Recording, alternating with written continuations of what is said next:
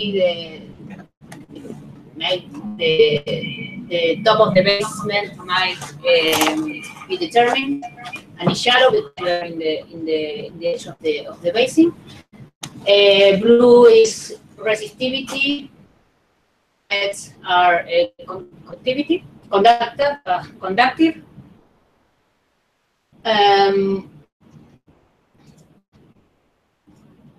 This is the pseudo section. If we need, we come here. If we don't need, we don't come here. I omitted that this is for the magnetic GM mode, transverse magnetic mode. Of course, it was calculated for the transverse electric mode, but well, I show only the transverse magnetic. So this is the pseudo section related to this profile. And the second one. This is not the final model. I put like 2-3 versions before because of stuff. But the important thing is that a big fault, and here we might find a graben or hemigraben. If you remember the geological setting, this. So maybe it was a useful tool to determine this type of structures. And well, the fault is you see the contrast on electrical resistance. It's not the best model, but the fault might be determined. This is the pseudo sections. The pseudo sections typically are like between soundings, kriging, and all that stuff. So here is conductive, so we might be here. You see? For the mode GM, transverse magnet. And well, that's it. An example of application in Argentina.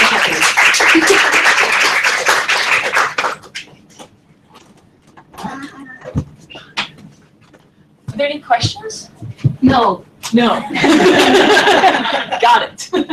Which code did you use to invert? Sorry. This was inverted with WinLink. Okay. Commercial code.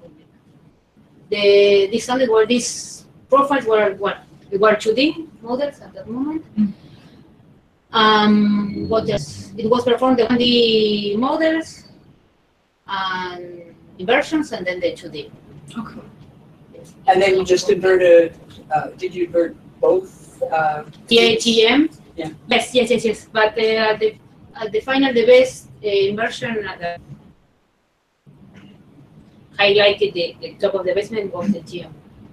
So, and of course, in the processing and after the dimensionality analysis and all that stuff was 2D was okay. 2D approximation was okay. I think less than 0.5. So were you involved in collecting the data? Yes, processing and. What did you use for going from your time series to the impedances? How did I go? Yeah, what program did you use or how? The program, can you give me this data was particularly collected with ME equipment, so the software were the software included in the package, in the Schlumberger package, use Edwards code, okay. The robust EMTF. So, this is typically the display of the Schlumberger's 10 series, and this is the Edwards, the robust process. Yes. What else? No, because then we did a consistency analysis with Ralo. So we put the outliers. Ralo is Ralo from Booker. Oh, Ralo. yeah. Rho plus. Rho plus. Oh, sorry. No, it's fine. So that's it. The important thing with we make the inversion also with set. But finally we decided to keep the horizontal fields. So what? Thank you.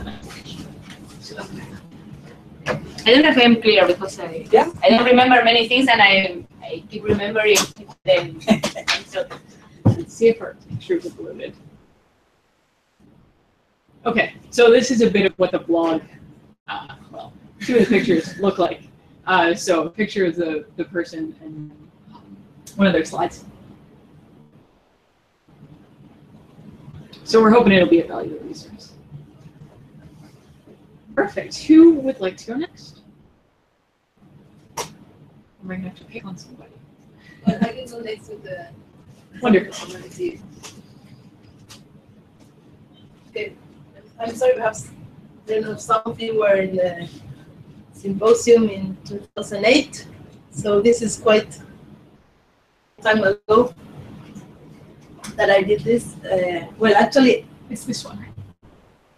I just supervised it or helped in the interpretation. I didn't do any of the stuff with the algorithms and everything, but it's just what we were at that time and what we're still interested in applying this kind of methods and in this kind of areas.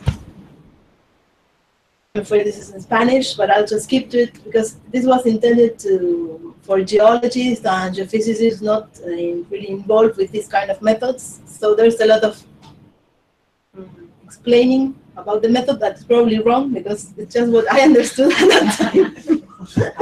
So don't try to see those mistakes, okay? But mainly the interesting thing is we were trying to use MT for sub-thrust, fallen thrust belts in Bolivia and in Argentina too. And we had this area in Bolivia, which was called INRE, where the seismic was very poor, and we shot 5 lines of MT, and there was the well being drilled there. But the well was decided upon just geologic maps and outcrops and things like that. And so we weren't very sure if it was the proper location for the well. This was the geologic model. Well, this was the geologic model after the well and everything. But first it was more blurred. And well, this is the geologic column in Bolivia. The target was Huamonpampa. Don't expect me to tell you a lot about this because it was done like 10 years ago, so it's what I remember. And this was the resistivity profile. And we had some contrast between Los Monos and Huamonpampa, which it encouraged us to do this. But this was from a well very far apart, so we were not very sure. But it's what we had. So this is about what we were trying to do. Of course, he explained it quite better. And well, what we tried to do was invert the data, of course. And well, I tried to explain in this slide that from the measurements, we could try to do. From the measurements, we proposed a new model and start inverting the data, and that's we came up with one inversion with some kind of error to it. And this is what we got them. Let me see. This is for the southern line, and the other one. Wait. Okay. I didn't see the map. This is in the north, and this is in the south, for example, and we could catch the big resistive core. And actually, the well was being drilled around here, so this is why.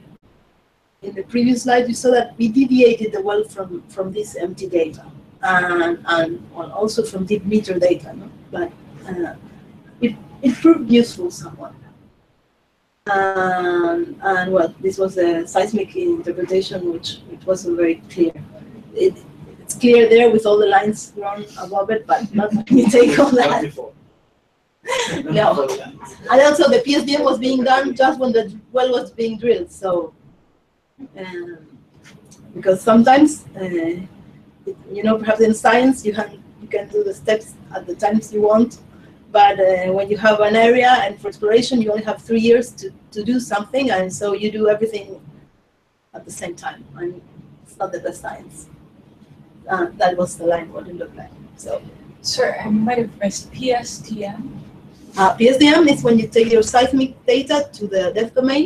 Okay, so post-stack depth migration. Yes. Okay, sorry. Pre-stack. Pre-stack. Pre-stack. Pre-stack? Okay. And so this is a match between the seismic line, because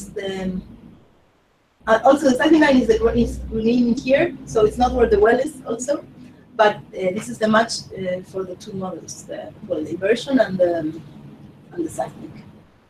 So, But what's of this interest is, interpretation was done post-well.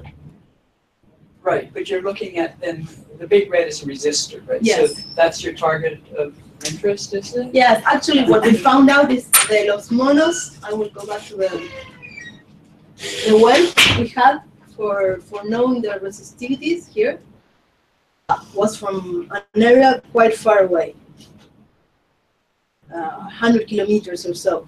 So at the well we finally drilled, to be resistive as was Huamapampa.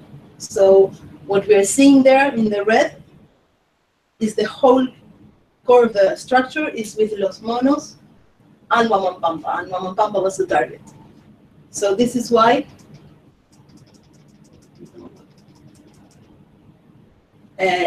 this is above 2,000 meters depth, but Huamapampa is around here.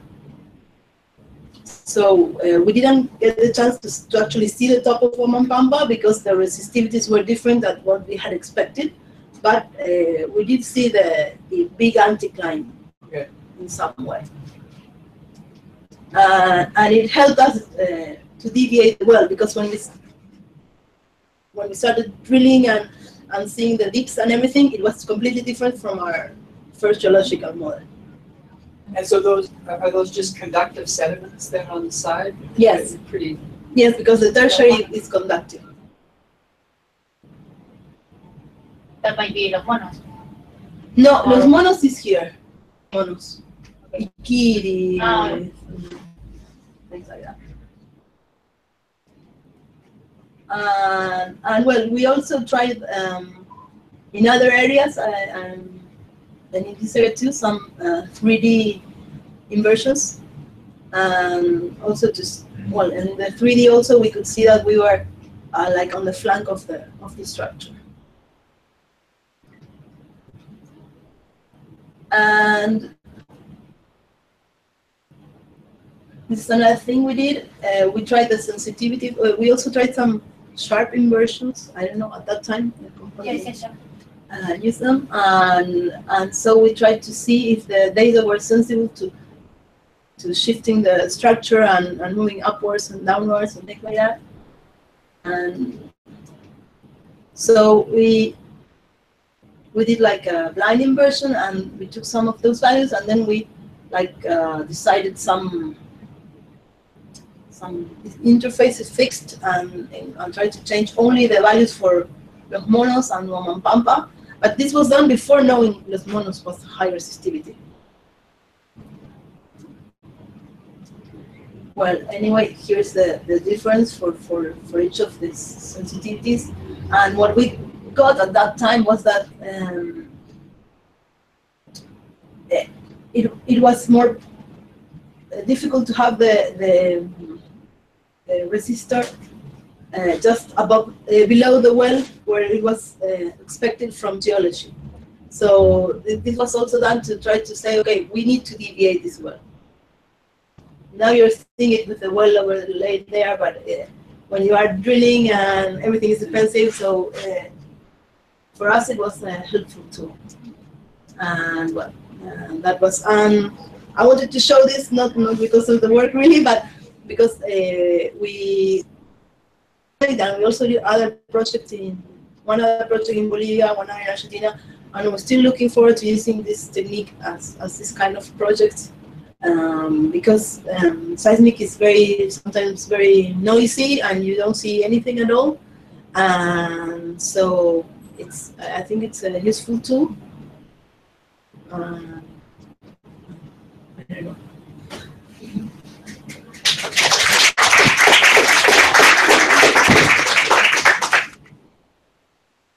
Any questions? What did you do? Did you use me? I don't know. It was the system was previous to Schlumberger. Yes. I think probably yes. Who would like to hop up next? Feel free to continue the conversation, but we'll get the next set of slides up.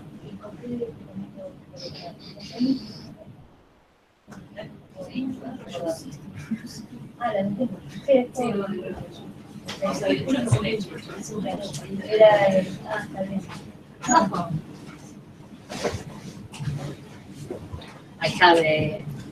Perfect. So this Got our is cartoon. slides, Oh, if you want, or you can use the computer. This is a laser computer. so thanks. Bueno, I prefer speaking Spanish. Yes, can you or because mira, no tengo todo el vocabulario y es hasta complicado para mí en español. No. But it's written in English. Yeah, yes, the presentation is in English, but the idea, sí, inclusive la primera figura está en inglés. La región en realidad de estudio es la zona de las termas de Río Hondo. Acá hay un montón de pozos que tienen... que no sé la palabra en castellano. La describimos, Cuando... No, los pozos. No. Gracias. Si queríamos lo decís en castellano y alguien de lo tuyo lo puede repetir. Bueno, como prefieran. Yo porque la verdad prefiero que me digan... Gracias. En toda esta región de las termas de Río Hondo está lleno de pozos. Pozos que tienen una profundidad promedio de 800 metros. La gente de la zona no están todos registrados por el Estado y que tienen, digamos, que fluyen, que el agua fluye. Vos haces el pozo y fluye. A veces necesitan un motor y a veces ni siquiera. Y el agua sale con una temperatura promedio de 50-60 grados centígrados. The blue is De Blue es la zona del embalse de Río Hondo. So it's water. Acá está Ralo, que es here, and And the dots are all wells. is the What about the depth of no, la profundidad de los pozos? 800 metros. 800 meters. Bien. Bueno, se supone que esta sería la situación. Acá está el Conquija Range, donde cuando llueve, es la zona de recarga, se infiltra el agua, se calienta en profundidad, y acá es la zona de surgencia. Y se supone que sucede porque hay un adelgazamiento de la corteza, entonces el manto está más arriba. Estos estudios magnetotelúricos de los que habla esto lo saqué del informe que se fue presentado por la gente de CGMAR. Yo no tuve acceso a estos datos.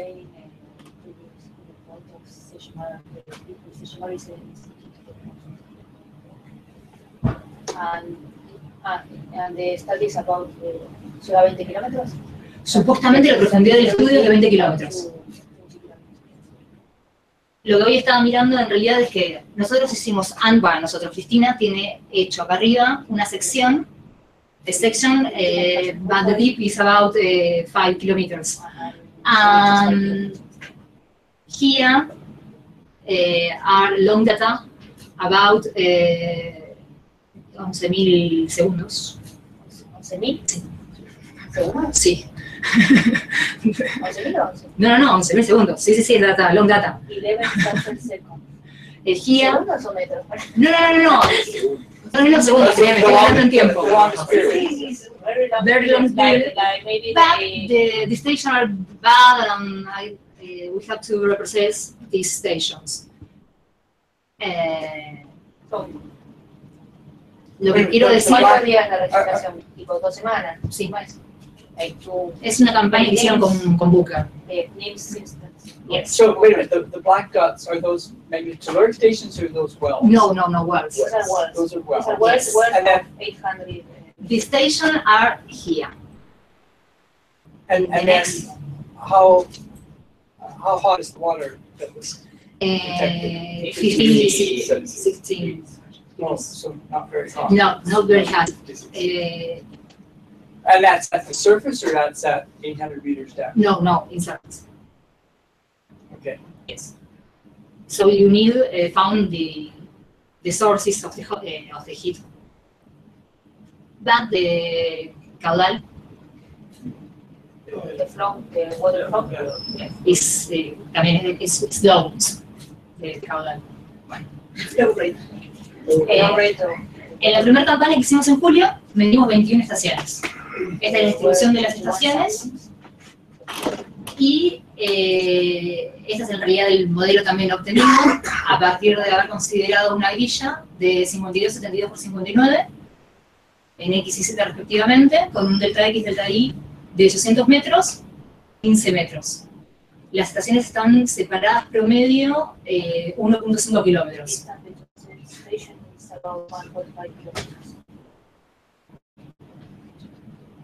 Y el prior model fue con una resistividad homogénea de 100 metros y se consideró topografía. El rango de frecuencia en el que se midió fue de 1000 a 0,398 Hz y fue con estratagem. Y justamente el skin depth mínimo es de 15 metros, se considera una resistividad de 1 metro en superficie, que la mayoría de las curvas partían a partir de 1 metro, en realidad partían entre 1 y 5, y el máximo sería 8.000 metros, si considera una resistividad de 100 metros, pero también sé que para la región esta es una resistividad muy alta.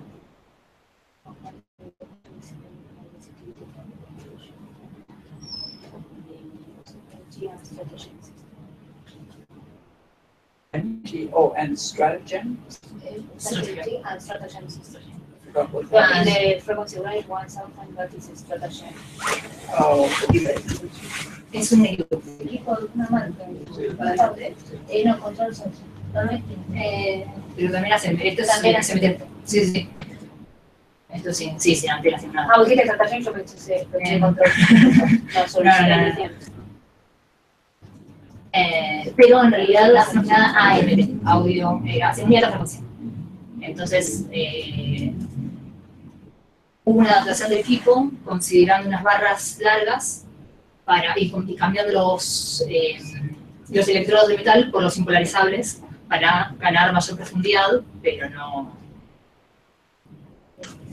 Bueno, por eso es lo que hicieron para adaptar el No, eso es una si querés contárselo, pero es importante en realidad, porque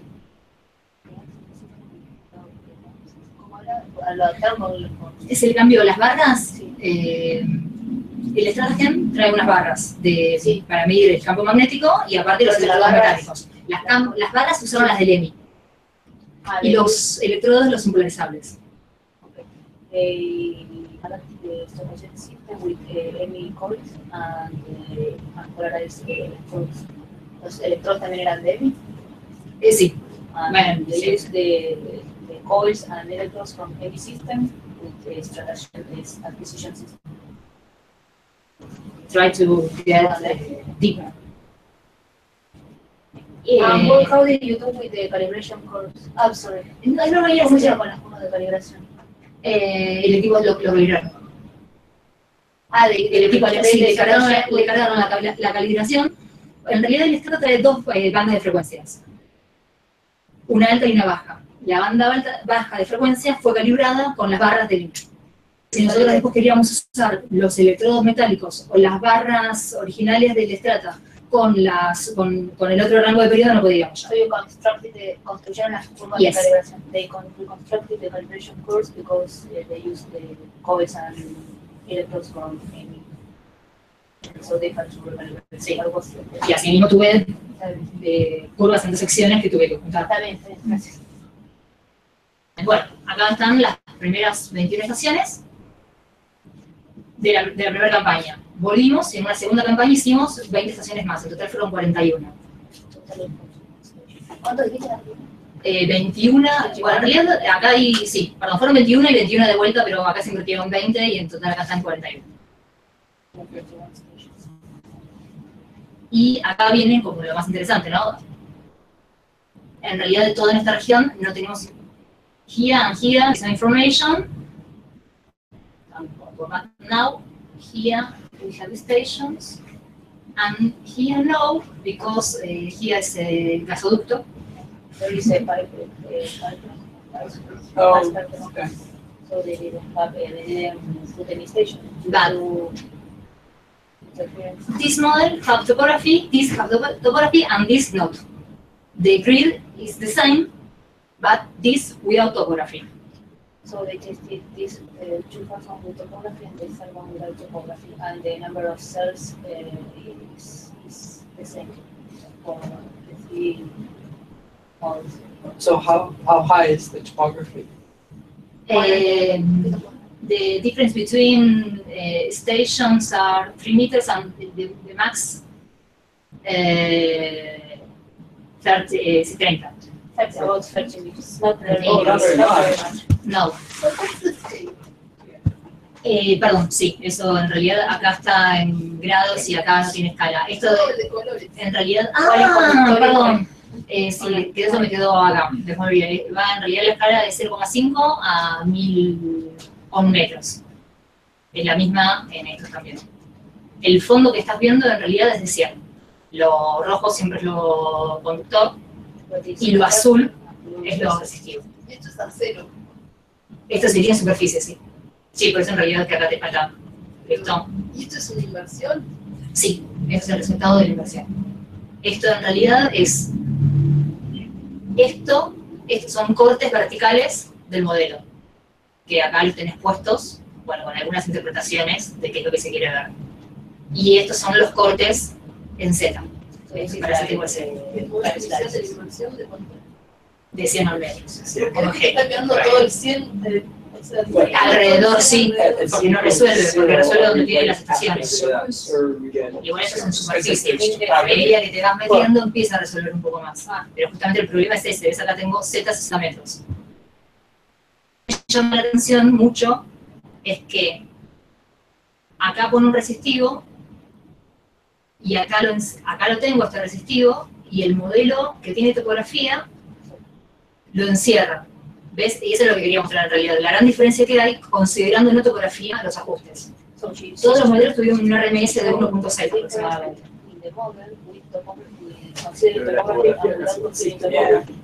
No, es muy baja, pero sin embargo, fíjate que que dan los modelos, es la misma grillada, uno con y el otro sin. Los dos ajustan relativamente. She said there also wasn't very much topography. She also said there wasn't very much Yes, topography. she's wondering Es why. decir, y otra sí, es que eso es lo que estoy haciendo ahora, sumar con una resistencia de 50 metros. What are cell thicknesses are? What are cell sizes are for this? Pregunta el tamaño de las grillas. De 800 metros. 800 por 800. 800 meters. 15. How did you make your organization? Perdón, y el aumento en profundidad, el aumento es de 1.2.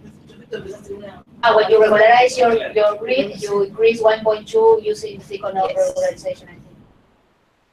You use Seconov regularization to do the increase. El incremento simplemente es yo de la caseta. Se va incrementando 1.2. Es fijo en realidad en la parte de donde tengo topografía. Siempre la capa de 15 metros. Sí, sí, sí. Y a mí lo que me llama la atención es eso, lo diferente que son esto en realidad. Porque después, Why topography and without topography esto acá también. is really different, and maybe you can make a suggestion. No tengo idea de cuál es el error, sé lo que tendría que esperar. Ver. Si volvemos acá, en realidad lo que yo tengo que ver son 3 acuíferos. que son justamente los que dan el agua que va surgiendo, en donde el submasomero tiene un espesor aproximadamente de 150 metros y una resistividad muy alta de 0.1 a 1. El intermedio es un poco más, tiene mucho espesor, pero tiene una resistividad de aproximadamente 10 a 1 metros, y el que es más profundo baja de vuelta la resistividad. Por ahí a vos te parece que hay mucha diferencia, tenés que ver El más o menos. con la presión que tiene. 150 metros. No, Hay la resistividad entre 0.1, 1,5 como mucho. Resistivo. ¿Qué me decías, Juanma?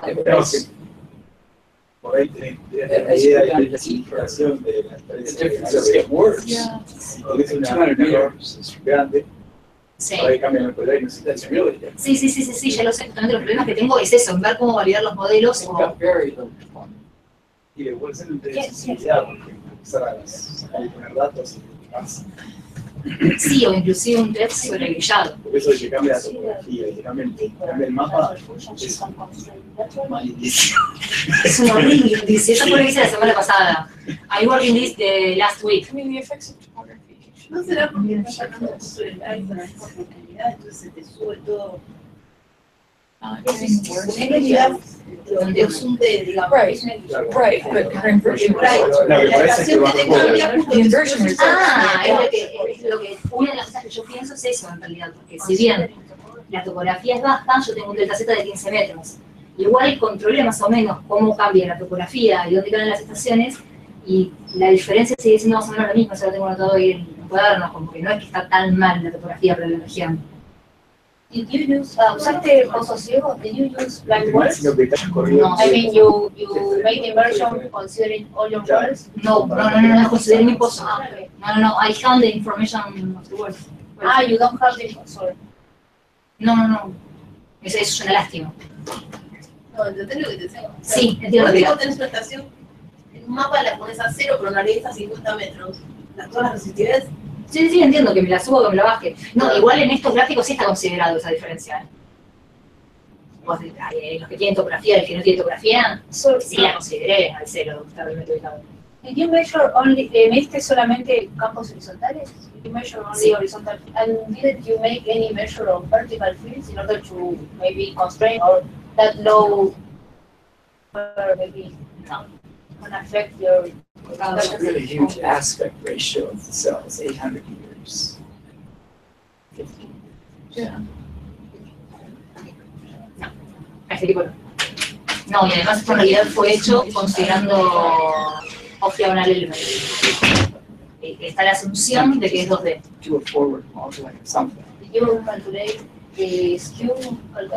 ¿Calculaste el skew? No. Sí, modo directo, eso Es que en realidad, es medio que lo que te va a sacar un poco de dudas. sí. Así que bueno, por eso prefería que venga Alicia, Cristina. Which software did you use? No, el sodio. Modif. Networks. Because and they use the Edwards 3D coding.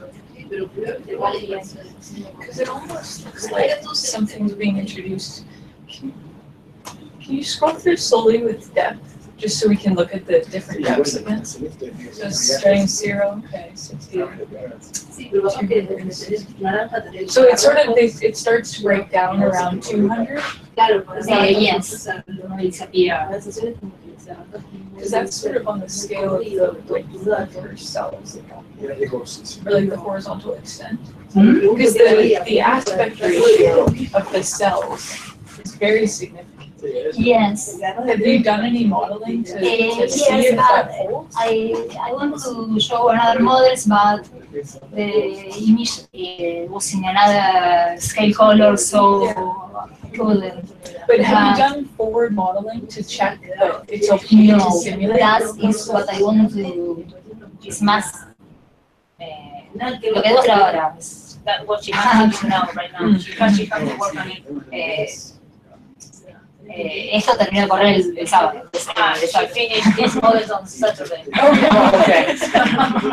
Maybe next year she has another one. The near that. When I say the difference between this and this is, I'm going to die, no? So what's the total length scale of that image? In meters. You got, how wide is the image? You got it in degrees. What does that translate to in terms of meters? La diferencia entre acá y sí, perdón, son 25 kilómetros. Oh, so you don't really have that many cells. No. So I have another model with ¿dónde está? Bueno, con 600 metros en lugar de con. Try with 600 meters instead of 800. But the problem with this model is that I have a lot of grid between station and station. Yeah, because they are very Yes, and I don't know maybe you try to cuán make some confiable solution. is this result. In the middle, cuánto resuelve si no tiene datos. Here I have three grid, station and station. The topography is basically gentle. Yes. Because in many cases, if you try to account for just a small change of topography, you can actually introduce difficulties into the problem. Because whereas if you just forgot about the topography and said, oh, that's just flat, you know, it might not. That might actually be a pretty good representation. If you then try to incorporate topography, now you're with a cell size of 15 meters, you're coming like this, now you've got a big step, Yes. right? And now you've got an electric field that's going across there, you've got a big charge buildup, so now you could have basically static effects that are coming in, and they're going to affect even stuff that's going down at depth. Between this and this model, I prefer this. Seems better than the original and topography, but I can. It was difficult for me when I put a bird station and no sé cómo decirlo, pero la diferencia lo encuentro más con el que tiene más estaciones que con el que no tiene topografía. Yeah, she finds more difference with the model that has much stations than the model with low few stations and topography. The difference between This and this this. and this is not too much for her, and the difference between this and this, she feels that she appreciates that it's very hard.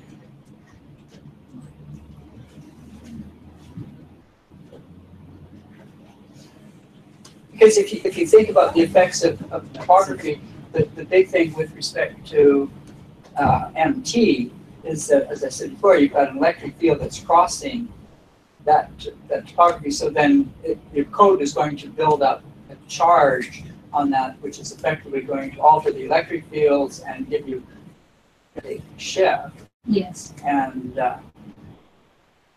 so you actually might be hurting yourself by trying to be overly precise with that part. Yes, and it's very difficult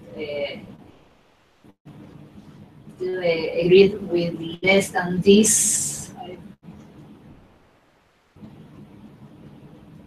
It's impossible in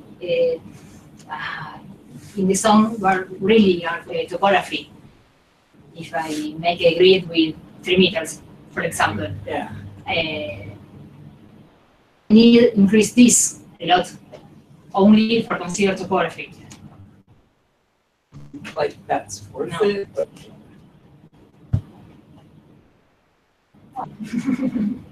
You adapted the audio calls, adaptaste también las barras de audio, o solo las de. No, las de audio son las originales del equipo. Esas ya las se habían usaron. calibrado, claro. Está bien. Sí. Sí, a mí me llama la atención, sí, es un error. If you had very gentle topography and you just put a sphere, conductive sphere, right? Your solutions at the surface are going to be almost the same as if you have just flat. There's not going to be much difference. So you could actually do an example just for forward modeling to see how much difference there would be if you have a gentle topography and you forget about it, or if you have a gentle topography and you want to make a cell 15 meters topography change. And then just see how much difference that makes in your forward modeling code. This is the best way to validate my model. Perfect, thank you. Thanks.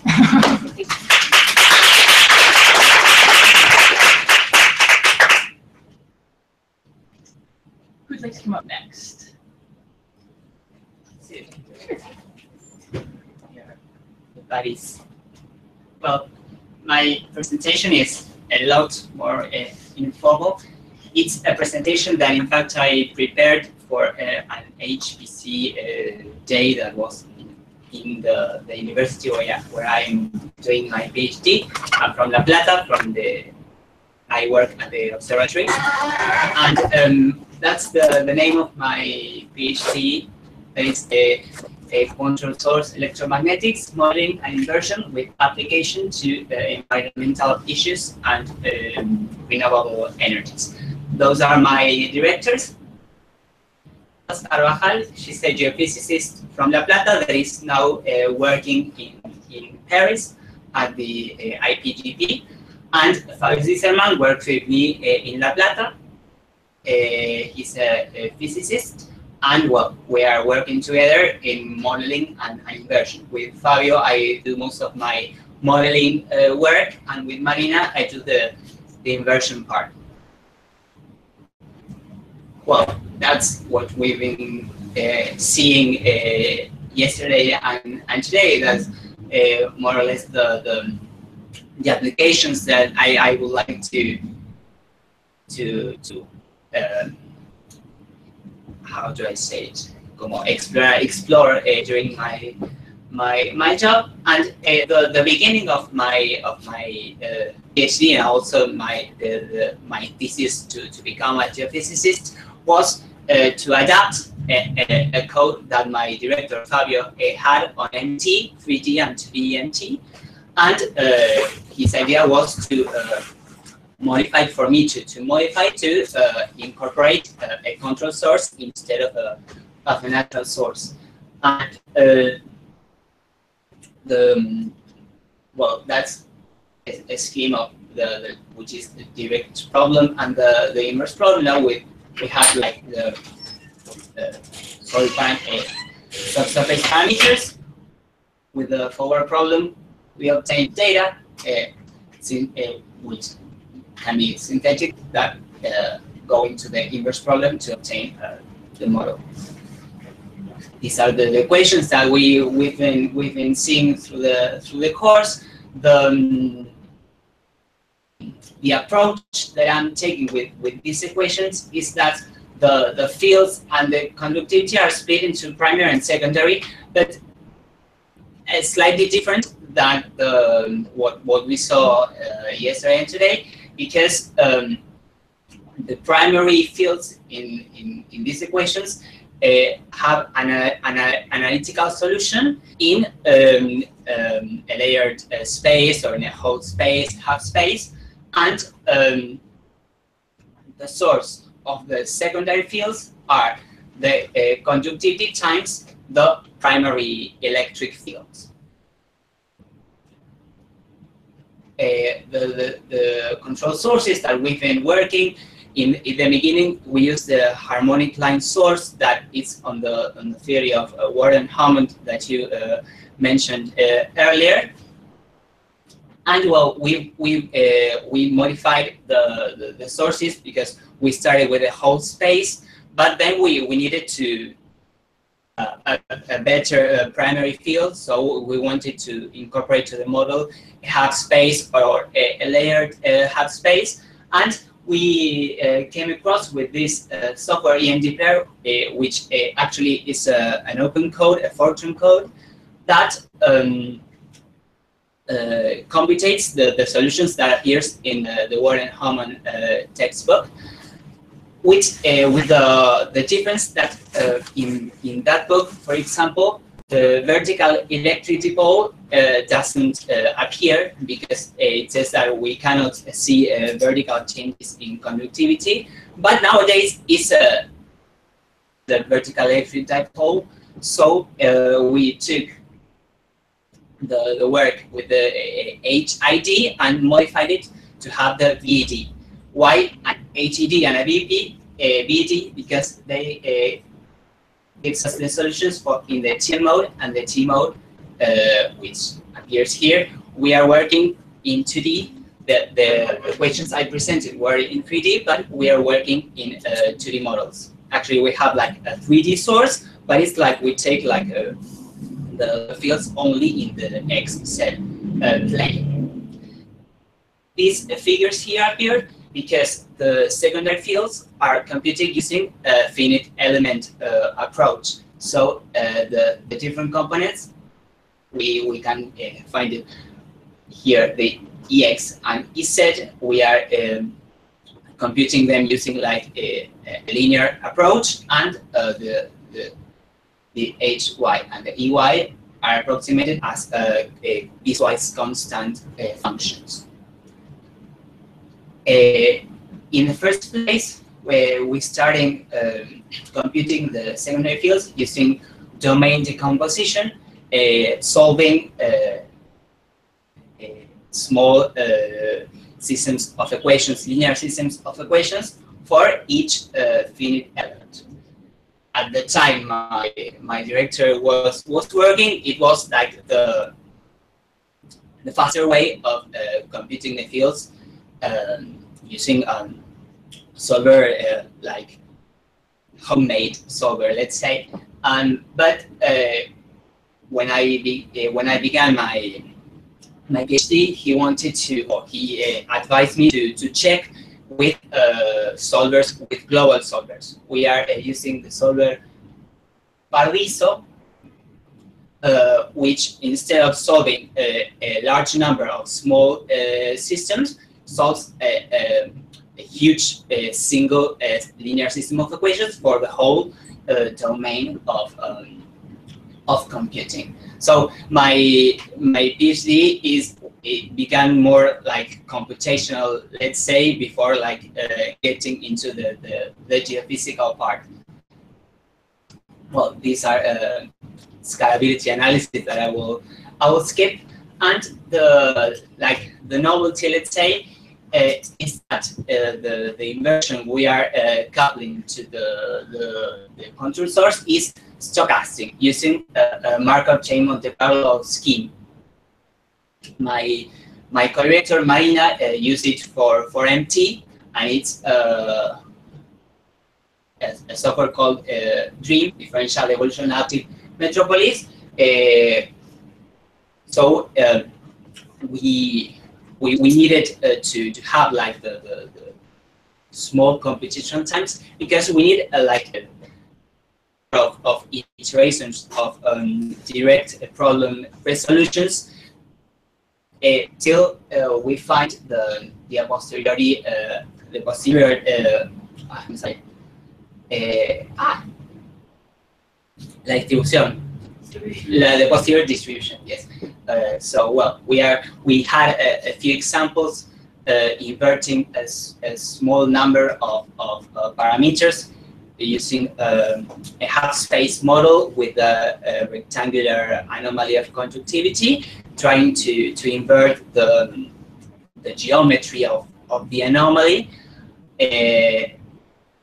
using synthetic data. We had this model, direct model. We obtained the fields. We added noise, Gaussian noise, and we inverted that data. Like that was like the very first step, or the very first approach. What we tried to to model was a CO2 sequestration scenario. So the conductivity we used for the anomaly was we looked more or less in the literature. We found 0.025 Siemens per meter. Well, so what I'm doing, I hope I don't no Maya mucho. But well, that's more or less what I'm doing.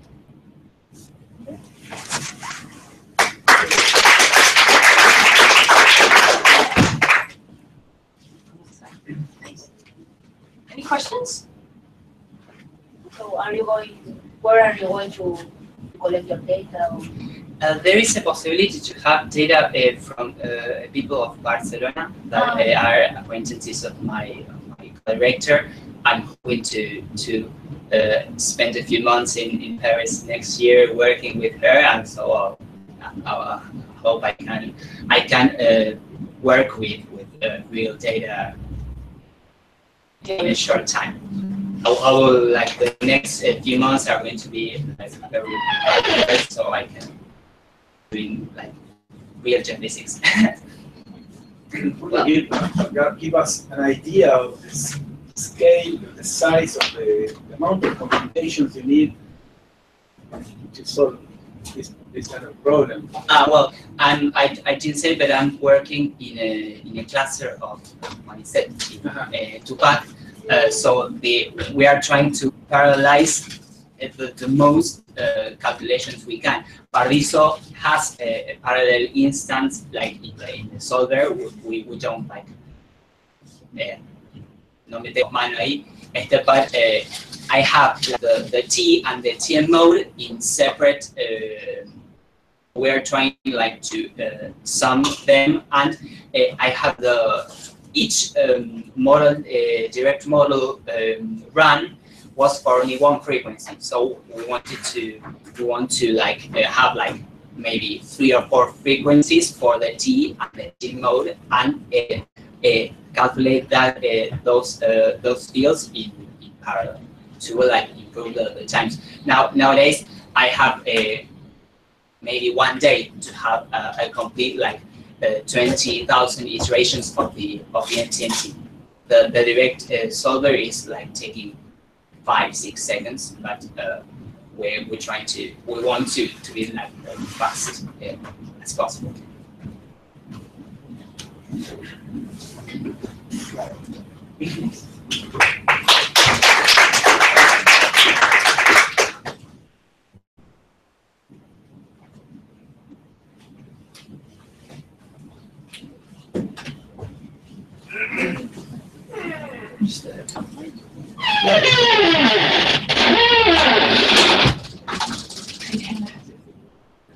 Oh.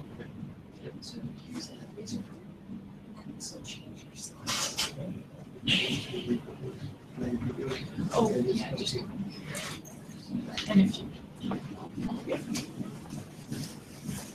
Right, so it's time to make a dramatic change of scale. Yeah, I'm going to present a project that I was involved during my geophysical engineering thesis in Venezuela, and it was a very interesting project because it was the first case, or at least documented case, for geophysical observations using GPR for archaeological explorations. And before that, there was only one case for DC resistivity. It was not really a field in the country, and it was a very challenging one because it was not the typical methodology or the other professionals that were involved in this project, like architects or anthropologists specifically. They are not really used to see this kind of information, so it was, geophysicists are not really used to work with them, so it was fairly interesting. So you can get a context. This is Venezuela, and this is the Margarita Island, and there is a very small town that is called Santana. And well, this subject started because there's a small church in there. It's a part of the, I'm gonna say, Patrimonio is heritage, yes. Maybe.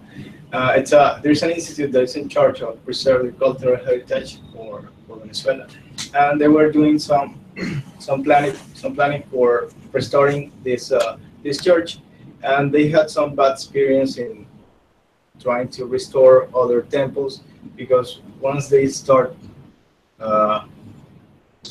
they discover stuff that were buried that supposed to stay buried, and so the temple, I'm going to show this is a picture in 2003, but this is 2008 by the time we start to work. It was the foundation of the town was 15 in 1530, and the church was pretty old, and many things happened throughout the history, and they restored many times and actually rebuilt the original one, so the foundations were different, and the problem was that many things were not very well documented, so it was a challenge to understand what really happened during this time. This is the internal part. It didn't have ceiling at the time.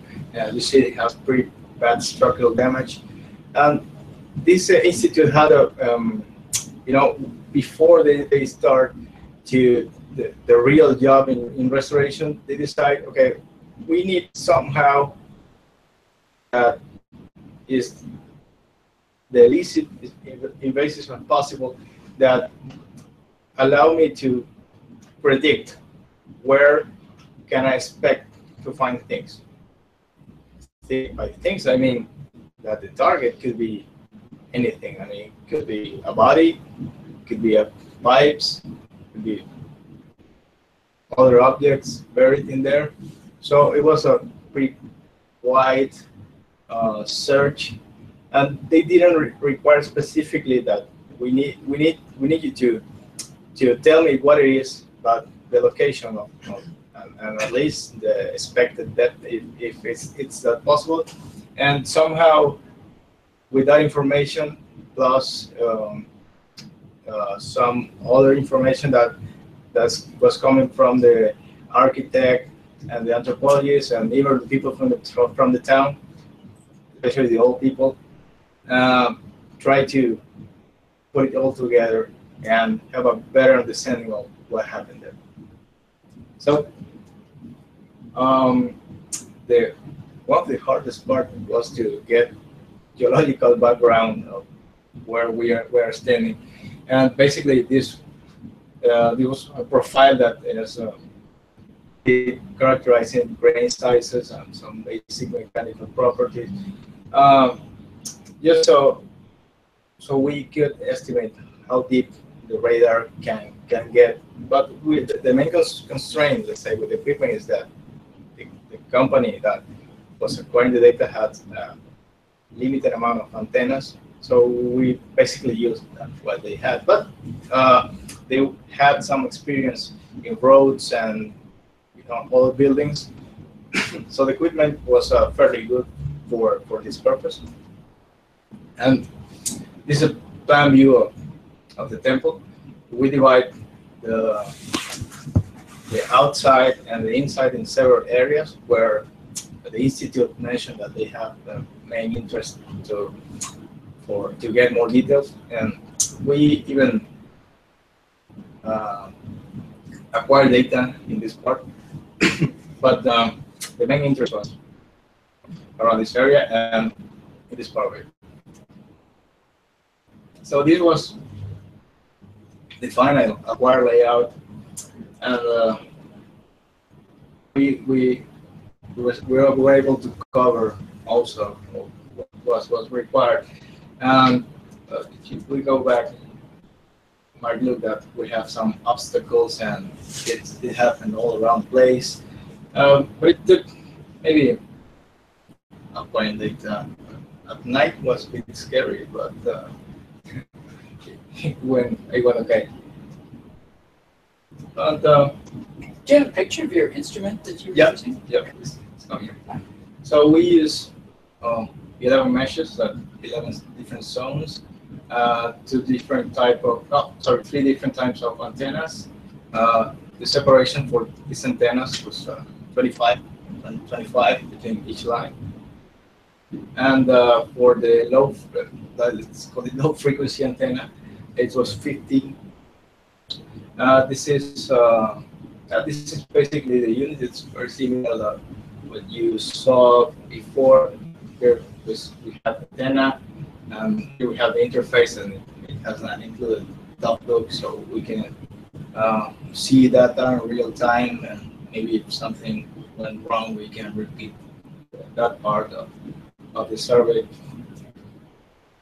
And this was basically the raw data, an example of the raw data, and it's very similar, as was mentioned before, to surface seismic.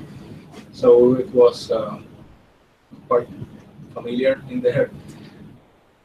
One of the things I did was try to take the data and move it into a different platform that was used usually to process data from surface seismic. It's called Reflex, and try to test different parameters of gain and filters specifically, and try to improve a little bit the images and generate maps where we could see where different anomalies are and in all the different mesh. And after that, so this now we are seeing many different frequencies, and with the higher frequency antennas, we one of the things was there was a part of the objective is to there was a layer of concrete, and they want to know which part of the concrete was newer and which was the older based on the mesh that they put below. And the green part here is the concrete that we found out had a mesh, steel mesh, and this one didn't have anyone. And this is let's call it the anomaly characteristic. And the hard part was that many of these are basically discriminated by geometries, meaning that it's not the same. For example, a pipe, it's a cylinder, it has a hyperbola that's different, that's mirroring from any perturbation that we thought that could be in the terrain, or some other features that so that might be a part of the foundation of the old temple or the first temple. And there are some isolated anomalies that we're only seeing in let's say one inline, one cross line, so it's very focused on a specific location. So the interesting part was to try to discuss with anthropologists. For example, there were times where people or some important people were buried inside temples, and where did they bury in which part, and which one of these zones has a particular significance or coherence with that historical data, and with the architect is how was the previous design from the colonial time, the first design of the church before all the posterior alterations, and try to accommodate all that into a conclusion that that was good enough to allow the architects to make a new design and try to respect their cultural heritage. That was really the project. And yeah, well, that's what was pretty much it, and I have a. Were you able in the end to convince them that certain areas should not be tampered with? Yeah, they tried to respect several areas that had some historical significance. Like this one, for example, this part here was also important. And but unfortunately, this wasn't a remote part of the country. I moved to the other side of the country. I lost track of what happened there. There was a video showing the 3D model. Something very interesting is that we didn't have some. Sorry, it's had an issue, but I'll pull up the original video. Okay, that's okay. So this model was done, for example, in AutoCAD, and we digitized everything and had to interpret and load the data and start interpreting it. Then put a shape on that and make it 3D and stuff like that. So it was, you know, a bit of start from scratch, really. But I don't think it's going to open on here because it's a Windows. okay, it's Sorry. the same model, just rotating and stuff like that. I don't know if you have any questions.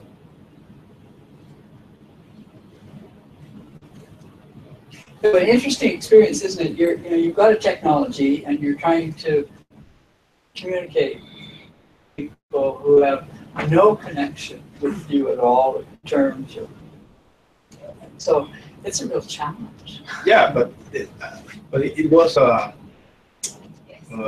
know, at the end the conclusion was they really liked the fact that we could have tools or technique that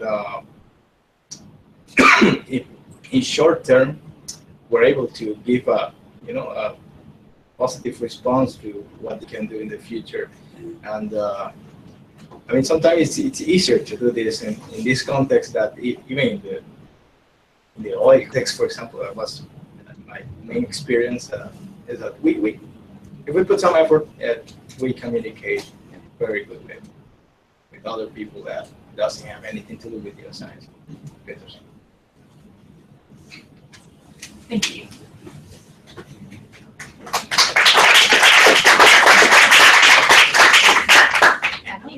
Finish us off. Okay. The last one. The Stark and the. You had three, right? Oh yes. Was there anybody else who wanted to give a presentation? Okay. Which one would you like next? I don't know. Any Bolivia. This one or? Oh no, not this one. It's the aquifer. The other one. No, well, it's okay. It's okay. No, we can do either order. Don't Doesn't worry. matter to me. Don't worry. This is the short. Oh. What? This one? No, the other one. Okay. The first to finish with. This is like 4 slides presentation.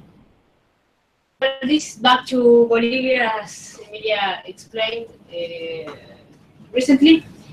Well, this is the case study is in the Subandino Sur, Bolivia, Santa Cruz de la Sierra area. Well, this is a MT seismic and gravity acquisition. It's about 800 linear kilometers of seismic and about 600, depending on which, all of them are okay, but 600 stations. And about gravity is about 350 stations. So as Emilia told, the seismic has a low quality.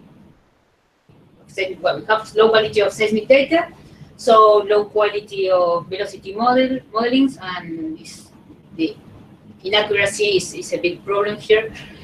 So this project has 2 main objectives. The first one is to find the top of Huamapapa formation, that typically is sands. And the second objective is to improve the velocity model, the seismic velocity models, to a seismic MT joint inversion. Well, this is a typical scheme. This is done with Petrel. So you can see that some thickness, there are inverse faults out, so the thickness should change. And this model is like a geometrical model done by Petrel, and it's okay for this purpose. But we have a lot of problems here, as Emilia told. The first problem is topography.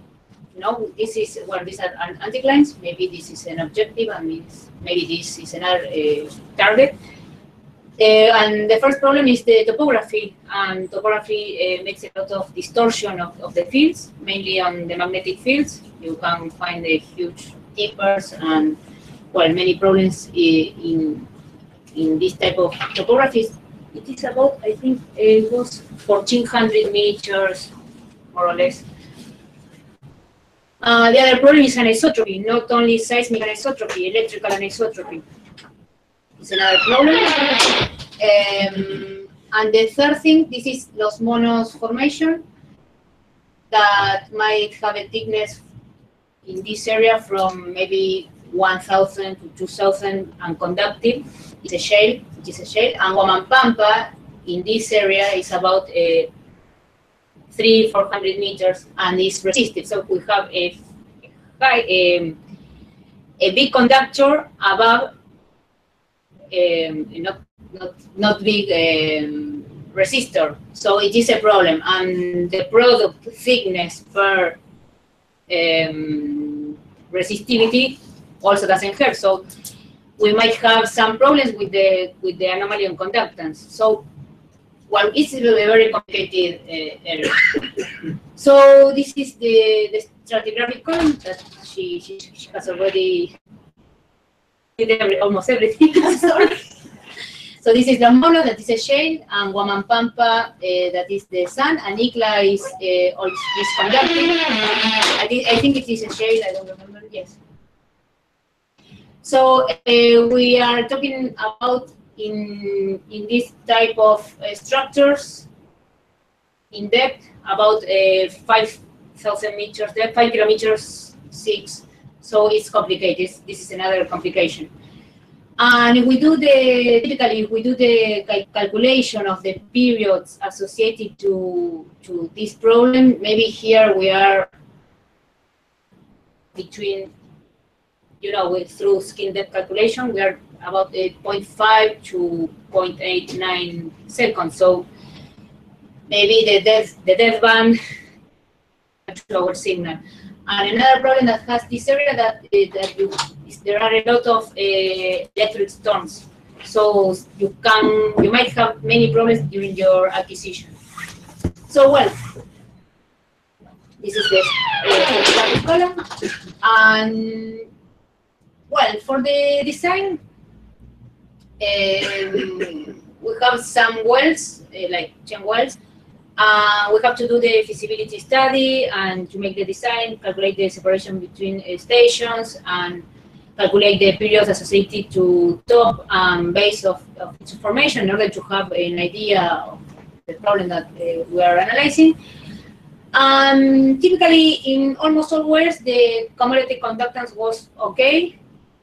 So we can say that we can see something. But in this, I would like to show a pathological case, that is this well. I put here a structural model. So we see here that we have like 1, 2, 3 repetitions of Los Monos. This is Los Monos, that is conductive. And here we have Huamampampa. So in this case, we might not see anything. The conductance, the product thickness per resistivity says that, yes, we're right, it's difficult to see something. So this is Los Monos, the brown one, and Huamampampa is this yellow. So Los Monos, the top is 3,400 meters, and the base of Los Monos is about 5,700 meters.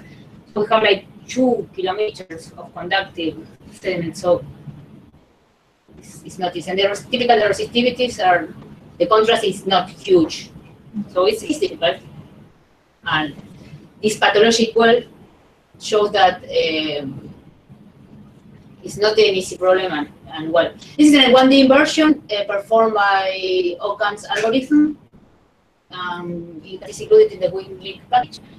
So we might see the top of Los Monos here, according to this 1D, and maybe Huamampampa here, that fits very well with the well, but as you know, the 1D inversion is ambiguous, so you can manipulate a little bit. And typically what we are saying, this is the apparent resistivity and the phase. So it's like we are seeing these things. It's very difficult to see. The anomaly isn't really good. So according only in this pathological well, the other wells I think were okay. Well, and that's it. I wanted to show this pathological. So, and the last one. How thick was the, can't pronounce it, the one I carve up? How thick was the formation that you want, the one you want to find the top of? How thick? Well, typically, I mean like 900, 800. You mean from Los Monos, from the shale, conductive? Huamampampa in that area, according to some wells, maybe 400 meters. It gets more conductive again? Yes. Beneath that? Yes. Yeah. It's very complicated. Very complicated, yes.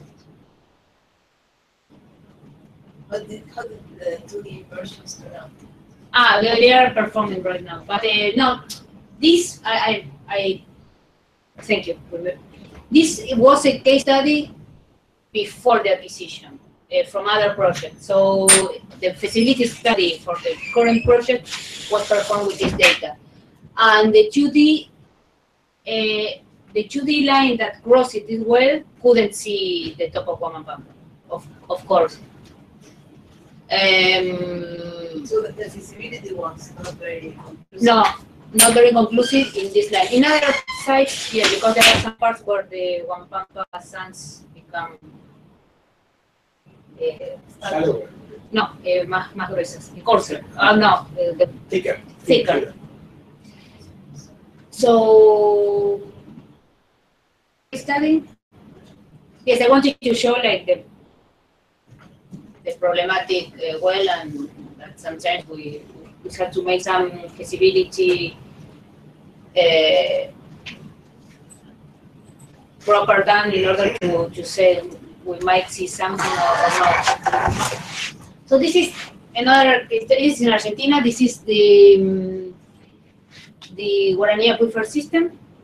In Spanish is the SAP, Sistema Acuífero Guaraní.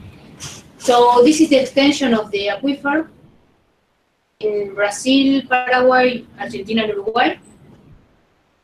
And this study is the whole study here is in Entre Ríos province, Corrientes province, no sé, le estoy errando. Acá, Entre Ríos province,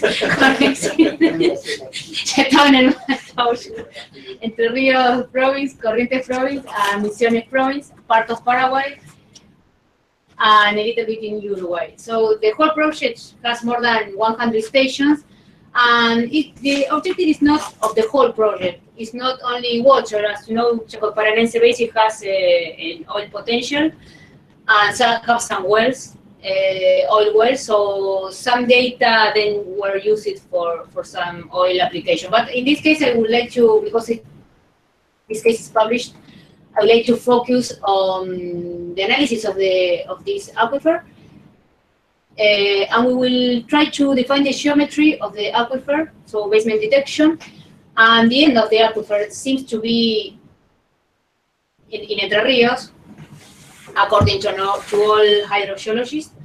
In this case, we think that we can confirm.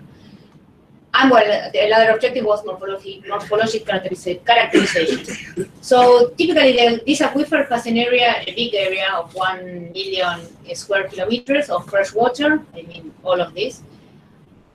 And the thickness is about 50 to 800 meters. Maybe between 2, 3, some in the edge of the system, maybe 1 kilometer. This is the volume of fresh water that the whole aquifer contains. Well, this is some published data, published case, focus on Entre Ríos province. The data was collected with, this data was collected with Phoenix and EMI systems. The whole project had also KMS acquisition system. Only 2 profiles. This has 9 soundings, and the north-south profile has about 12 soundings. We have some wells. Only one was 5 wells. 1 was an oil well, and 4 were water wells. I don't remember which was the oil. But well, we have some wells, and these formations are the formations involved in the reservoir itself. And then we try to find this basement here. Typically, I don't know in English, well, but forget. This is the reservoir is contained in these units. This is the other wells in the. So you said that the aquifer was 50 to 800 meters thick? Yes. Very, very good. Yes. And then, so it's one of the hugest aquifers. Right. Fresh and water then you said in the the world. target is in the order of 2 to 3 kilometers. What's your target in this case? No, in this case, it's less. It's like maybe 1,000 point. Because the project includes maybe I was wrong. The project includes a big area from Entre Ríos, Corrientes, Misiones, some of Paraguay, Uruguay, and. But what you mean by target is at the top of the aquifer? No, the base of the aquifer. The basement detection. Oh, basement. So the aquifer is still near surface. No, not near surface. The bottom of the aquifer is at the top of the basement. Yes. Okay. Sorry. Yes. So, well, again, some scheme of the acquisition. Well, the coherence. I don't know if I put something. Yes, I put. Well, this is typically the sensors. This is of audio sensor of the EMI system, and this is the unpolarized electrodes. You know very well, but maybe many of you don't know. And this is typically the time series. In this case, we didn't collect vertical data. So we have the horizontal fields. This is magnetics and electric horizontal fields. Well, related to, just to show an example of noisy data, low coherence, coherence between EX and HY, and good data typically you have coherence 0.7. So almost all stations were just good. And this is again with EMTF Edwards code processing, so we obtain the apparent resistivity and the impedance, the phase of the impedance. Well, this again it was a 1D model, so we show up here. This is depth, this is the frequency. Well, we see the conductive contrast and the resistive layer. This is Spanish because I took from an old presentation. This is the same for the east-west profile. This was for the first one from the north-south, and then from the east-west. I put this in order if some discussion appears not just to explain everything. And these are the results from the north-south profile. As you see, mode GM, transverse magnetic mode. So we see that we could delineate pretty well the basement, and is very well correlated with the water wells. I put here also, okay. And in this case, from the east-west profile, we have a good correlation or delineation. I think that this was done with WinLink software 10 years ago. I think that the initial model was about 1,000 ohm meter. I don't remember very well. And well, this is an example of aquifer delineation and a use of MT to this type of exploration. In China, in the electromagnetic induction workshop 10 years ago, so it was myself. Yeah, Never changed. So thank you so much. So what's the host rocks for the aquifer, and how is it that the aquifer Let me show is the stratigraphic column. basically it's I'm a not good at- conductor then? Yes, can I turn on? Go back. Ah. You can go. I didn't put the stratigraphic column. Maybe this helps.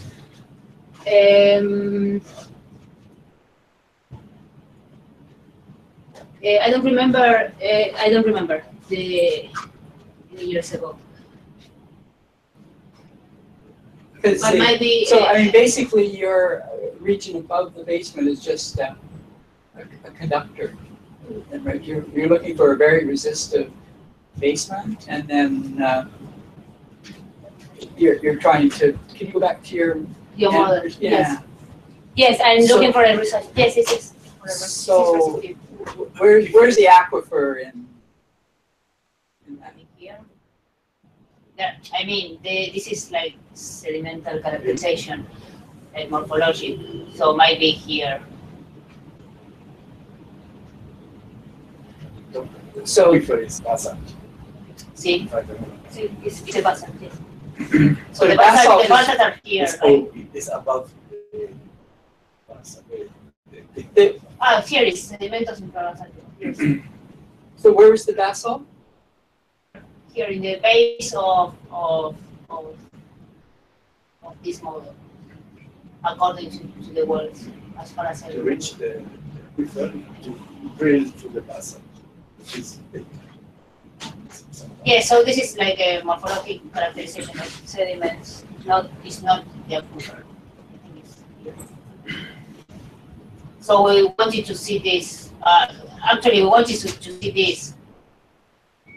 Where how like geometry or the shape at the end of the whole aquifer.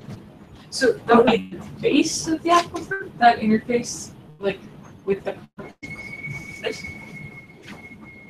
aquifers above or the aquifers below? No, it's here in these sediments. Yes. Okay. As far as I remember, I'm sorry. 10 years later, I don't remember. But yes. But often the question in looking for, aquifers is what resistivity you're going to expect with respect to background. And certainly in a lot of places, it's fresh, it's hosted by Yes, I sands know. and Yeah, gravels but and sills, and so yes. it's resistive compared to Yes, maybe, but not. But here your water is actually conductive. That's what you mean. Yes, might be. Yes. Because I said it was fresh water, I wanted to mean that. But it is fresh. I don't remember the conductivity. Apart from this model, I don't remember the well conductivity. To be honest. But it's an example. Well, finding aquifers is important. Okay, so is copper. Yeah, so let's do a coffee break. And then after that, I'll give you a brief introduction to PEG. Thanks for everyone for presenting.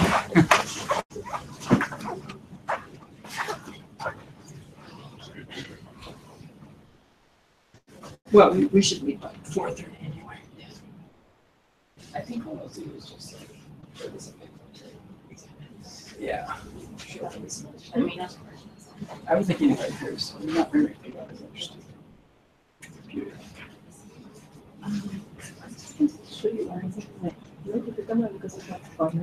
Sure, sure. But it's not really the fun, it's just to see what method you think it's better.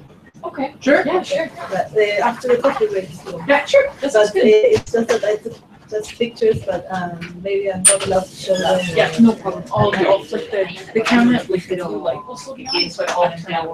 Okay. Sí, tiene agua, tiene una There are necesidad de many ese pictures, but it's No, pero claro, yo puse Acá no French sé. Culture. I'm not the company. Ralo tiene eso. Esa mezcla. And it's really not No me acordaba. without results. It's No, no importa, just pero te quiero decir. you already have the Yo sketch. estoy trabajando 10 metros. So just Para mí es alto. Porque el otro tiene Ah. 6.15. Me vale fantástica, claro. No, por eso, lo que quiero decir, no. qué sé yo. Eso es lo que. Eso ya dice lo que dice la hoja geológica del sistema. Justo que hice ayer a las 11 de la noche. Y ya está publicado. bueno, yo te devolví, ¿no? Claro, No, no me acordaba, nada. mañana Es del veo 2005. que me voy a poner a leer todo. Pero bueno, ya para ver.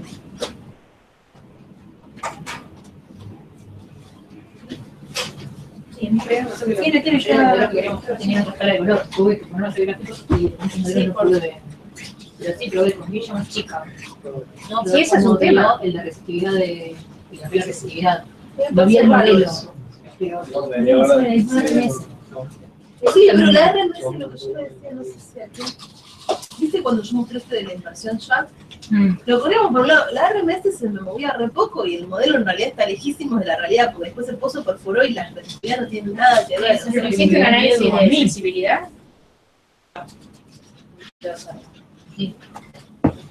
Igual con Igual viste lo que él dice, que lo de la topografía, o sea, No, nosotros eso que yo te decía que habían hecho era porque la topografía era de Bolivia. Claro. Entonces sí, era Se iba todo. por eso habían hecho para modelar la primera etapa. La cosa que al final estás replicando, porque la es la sísmica. No, otro método de Ah, con el para modelar la exactamente. Sí. You bring the radar system over. y después And hacer actually show an example. pero era como el estándar de ellos, pero algo así. ¿Y quién se usa para corregir el statistic? Actually, Pero era Bolivia, no era. No, no. No, sí, pero igual no. qué raro, sí. Porque además. No, porque además te vas a decir, bueno, el que no tiene fotografía, las dos cosas geológicamente son posibles. ¿Cuál te quedas? ¿No? Porque sí, bueno, es imposible que los dos brazos, yo valido los modelos, si me da que los dos son válidos. Claro. Pero no eran tan distintos. Uno cerramos un resistido. Pero ahí faltaba datos. Ahí no había- Ahí había una No había datos. Ese resistido está muy bien, existe. Y bueno, por eso No, hay claro, el porque tema el tipo cuando- de boundary, porque en realidad si no tenés estación ahí, que te pongo resistivos, no El hay. tipo te mete No le dato ahí, dato ahí. Y las que tenemos alrededor del día, lamentablemente están cerca de los productos, para mí metros de productos. Si no, con el mapa y pones zona de ruido. Es una franja blanca, viste, Se me mira mira la la cabeza, bueno, por lo menos más honesto. Yeah, you've got the object, you've got the disturbance in the soil above, you've got all kinds of things. Ahí tenés el absoluto. Sí, I just think from the point of view hay of sacar información limpia, porque en realidad tiene muchas cosas que hace la gente, para tener agua para some artifact, bañarse, con agua potable. you know, that they would connect with. So whether Claro it's que se quedó prometido lo que dice que no va a haber tiempo. whether Pero it's bien, electricidad ya tienen, maybe pero tienen even exactamente esa hora. a Yo no hago piece las of casas. sculpture or something. Entonces, no puedo para la nata, And para then los an tanques. example of what the radar system would En be cualquier like. momento la mandamos. Then you've got something that Para el radar, programa de la nata. here's Yo hay que your radar profundizar. system, and Osos, this is what lo the más image próximo looks es like. Now, if we change what Mira, was there, we're going to change the image. You kind of no, got si no, la it. entrevista tiene que hacer. Bueno, en una comunidad se nos juntó unos cuantos. No, No tienen agua, Son las que tendría que hacer la provincia. Ahí los Y además hay que potabilizar ese están agua. comprando, por ejemplo, franceses. Hay una lista de Ellos mismos, eso sí, Eso sí creería que con esa situación. Sí, yo hice la tesis en Nostal de Berizo, usan los cordones de conchilla que se filtra el agua y los pozos también. Ellos lo tienen en agua corriente y lo hacen a 6 metros, 8 metros. Pero bueno, eso es todo más allá de Sí, sí, sí. Pero bueno.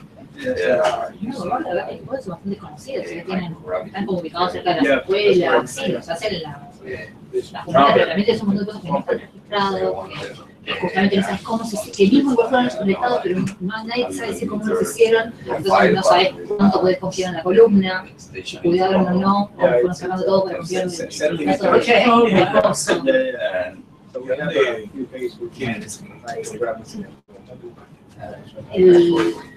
mucho tenía tenía más inclusive que lo que tenía Bello, que terminó pasando una coca seca quemada.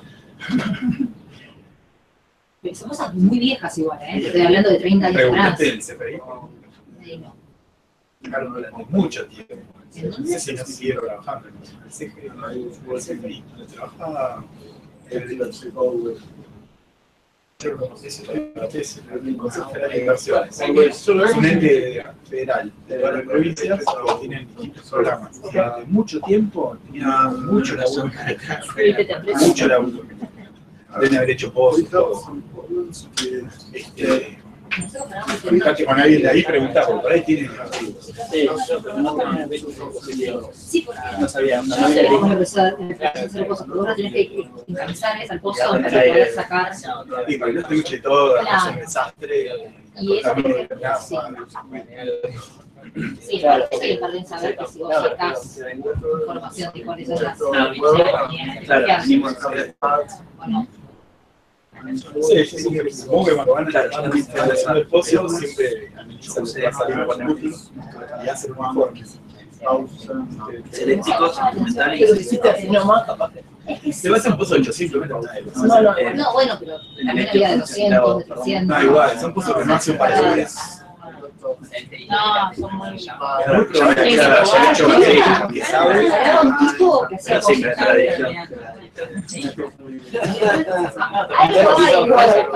No, pero sí, esa profundidad se pone un equipo importante. Sí, ya sé, pero se tuvo, No, sí, o sea, lo más lógico es que sobre todo los que has hecho gente en serio, y debe haber alguna parte un poquito, lo que pasa es que se hizo el Estado, pero ya te lo que significa es eso, que hizo el Estado que no estaban ni las ubicaciones, entonces ahora nosotros cuando íbamos encontrábamos un pozo, preguntábamos cuál era el nombre del pozo y lo marcábamos las coordenadas. le poníamos coordenadas. Y después ella tiene cierta información, que es eso, confiable de eso. Y lo que no es claro, en realidad es un conjunto de la provincia, la provincia de Santiago, y ahí es donde está entrando Entonces no tienes la base de... Tratar de empezar por ahí, porque el CFRI ya no es CFI. ya querés hacer fechas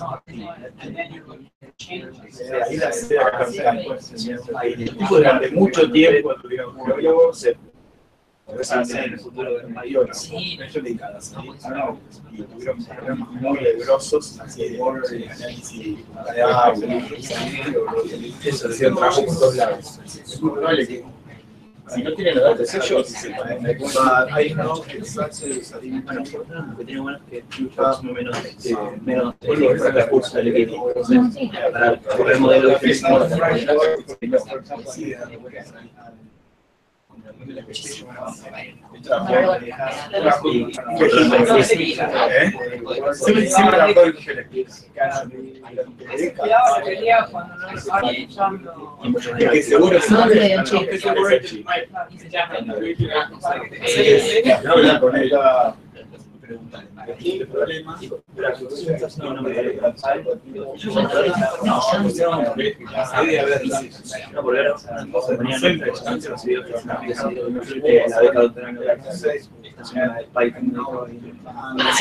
Sí, lo abrieron ahora.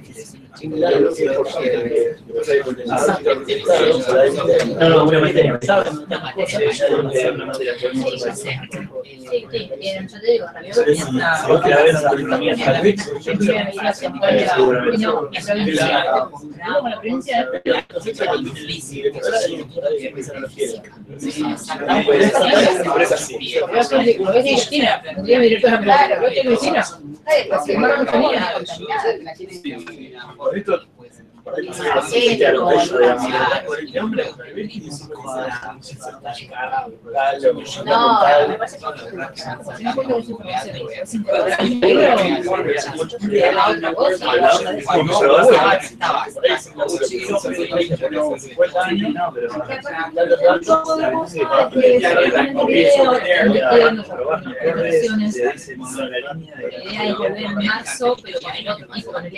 Profundo para hablar así, tratar de desarrollar la actividad de ellos y los potenciales. El pensamiento fraccionado no llegó nunca.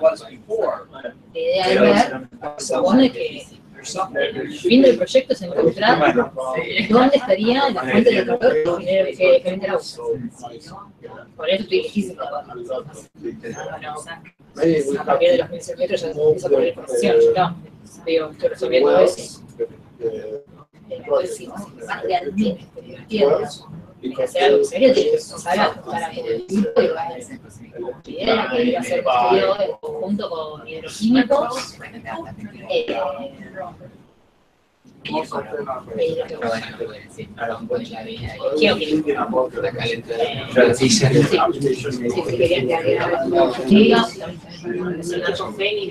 decirte algo comercial,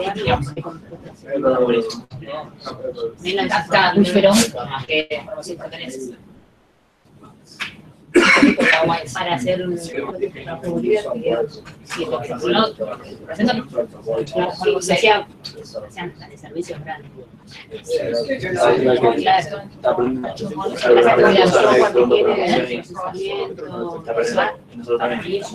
No, 200, 300. La gente toma, se baña, no se puede respetable para hacerse todo porque ahora el turismo tiene que dar ninguna. Es la única. El agua caliente. Pasa y llega a 50 grados.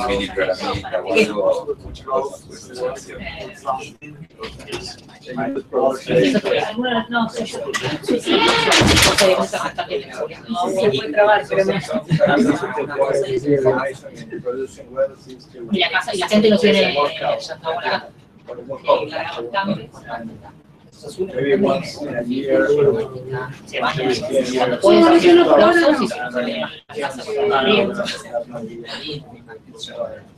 No me disgusta. Exactamente.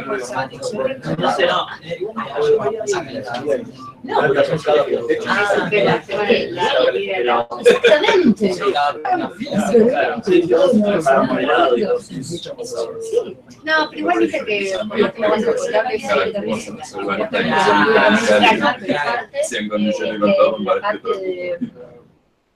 viví 300 años. Tuvieron un riondo y cuando están haciendo demasiado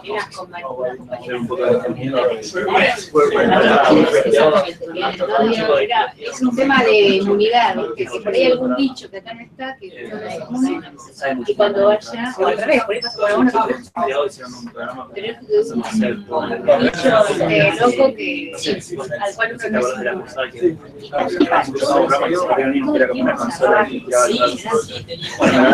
no mi interfaz va corriendo la voz. Creo que también soy y con Ahora es interactivo, reloj, y te vas porque no sea malo. Había uno que era corta. No, el motor, pero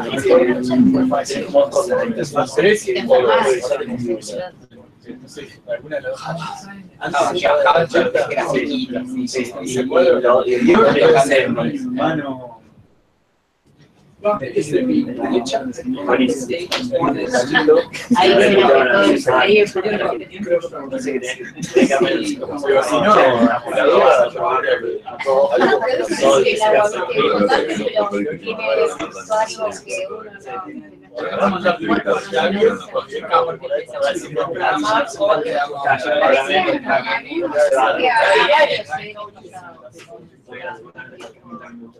Y además mucha humedad, mucho calor, eso tampoco ayuda. Gracias por ir a manejar del calor.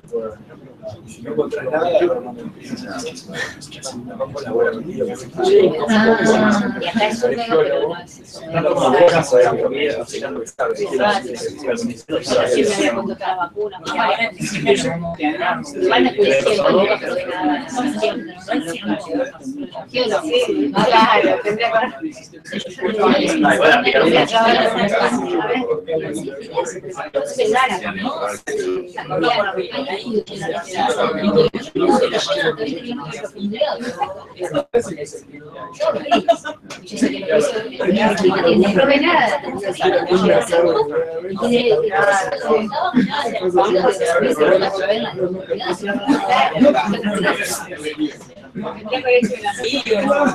los menos pequeños son grandes. Así que,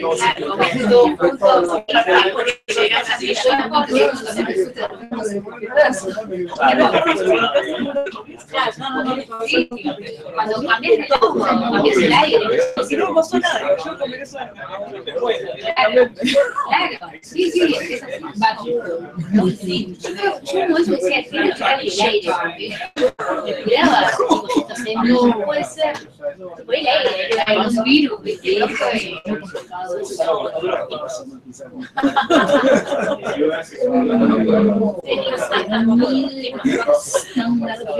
Bueno, yo llegaba a ver que graba el 0,0.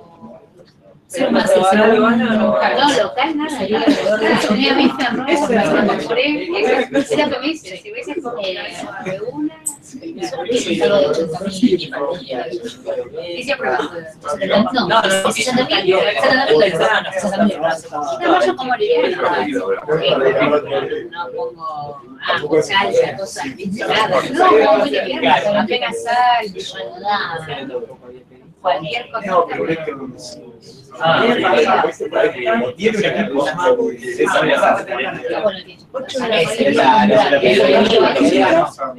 Arroz con poroto,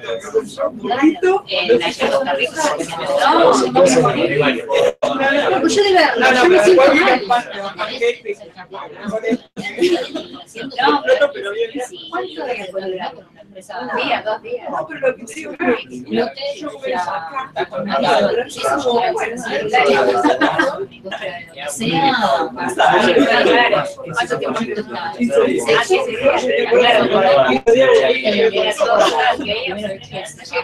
El tiempo para llamarte es más corto que la velocidad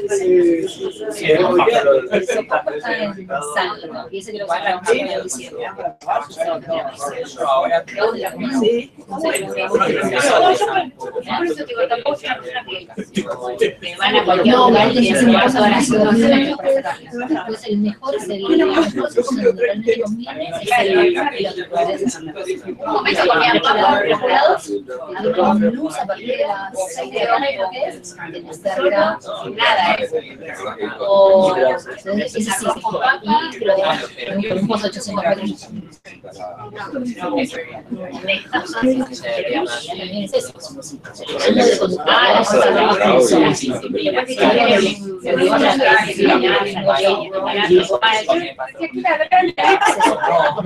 No, gente de acá te puede ver aquí. Nosotros llegamos a 0.3.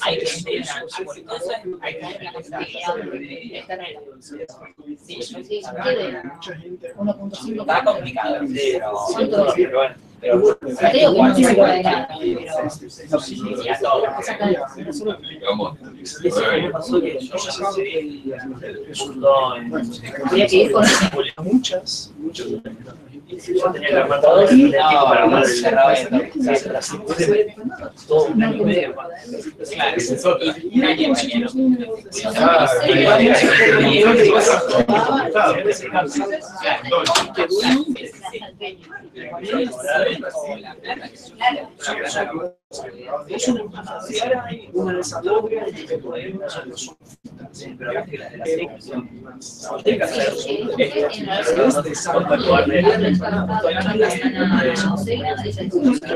Yo pensé, claro, que eran argentinos que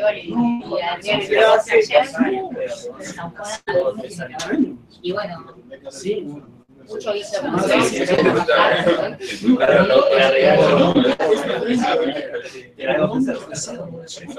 Ah, yo no probé. No probé, pero porque no me acuerdo cómo pasó y no hace años. Era un lugar que tenía mucho cómodo.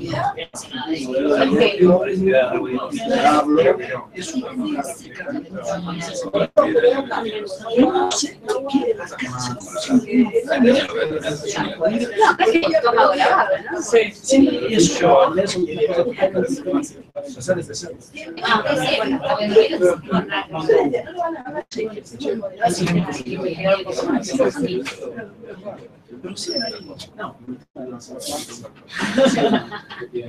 Además comen 3 veces lo que come una persona. Imagínate, hemos hablado con el alto. Y sí, me van a decir porque no sé qué va a hacer. Pero bueno, sí que es del alto y Oriente se ríe, eso no, justamente. Se ríe así, dice, no, estamos comiendo noche. No, no va. Come mucho. Cochabamba, toda esa zona también. No me di cuenta, pero Dice que come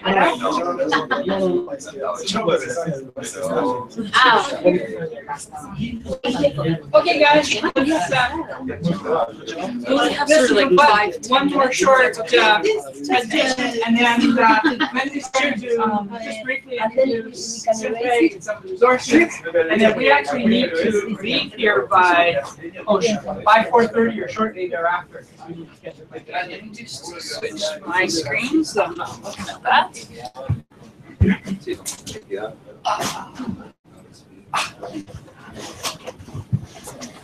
I just feel like Argentinians eat a lot of pastries. No, just for coffee break. Just coffee break?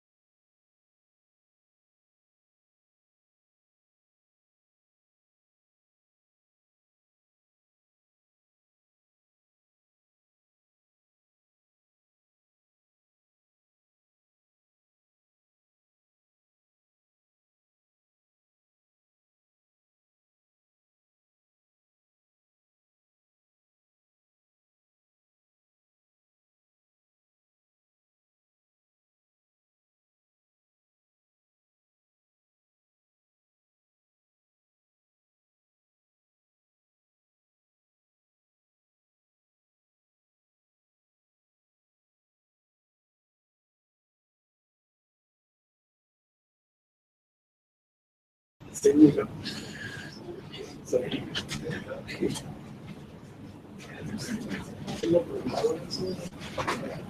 Well, thanks again to everyone who presented today. The last thing I want to show you is just give you a quick tour of SimPeg, how to find some of the examples, how to get in touch with people if you're looking to actually do some forward simulations or inversions, and just show you a few of the resources that we have out there. So I showed you this yesterday, our GeoSci.xyz. So the other thing that I want to show you, we'll pull up SimPeg here. So SimPeg is an open source project. What we're trying to do is bring all of the geophysical methods into one place so that you can access them in a consistent way for doing simulations and inversions. And so when I say open source, that means the code is available. You can look at the code, you can go and change the code freely. And so I'll show you where that is. This is the landing page you'll see when you get to simpeg.xyz. There's a paper here that describes the general setup and organization of SimPeg. We're on the electromagnetics module, and that tells you a little bit more about how we break down the EM forward problem and the sensitivities. So what I'm going to show you, let's start with the documentation. So the code itself is up on GitHub. So if you're familiar with that, you can download it from there. Otherwise, you can follow all the instructions here. The two things that I want to point out on this front page that's quite important is if you want to get in touch with people who are using or developing SimPeg. A link to a Google group. So this is a good place to ask questions if you want to set up a simulation and you don't have, there's not quite an example that shows you what to do. You can ping here and one of us will get back to you. This also eventually will hopefully serve as a supplement for the documentation. So we really do encourage people to ask questions because if the documentation doesn't answer your question, then we should do something about that.